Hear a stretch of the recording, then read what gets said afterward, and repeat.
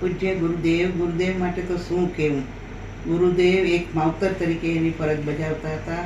અમે એના સંતાન હોય એ રીતે.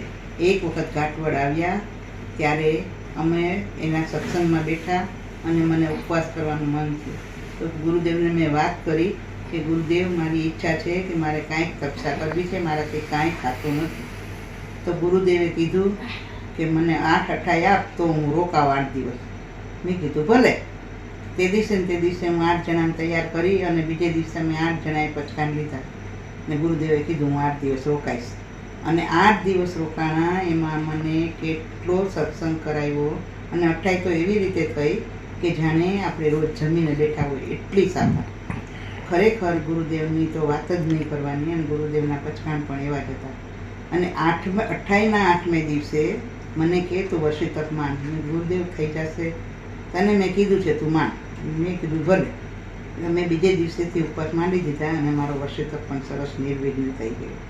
ખરેખર ગુરુદેવને અમે યાદ કરીએ છીએ તો અમારે આંખમાં આંસુ આવી જાય છે.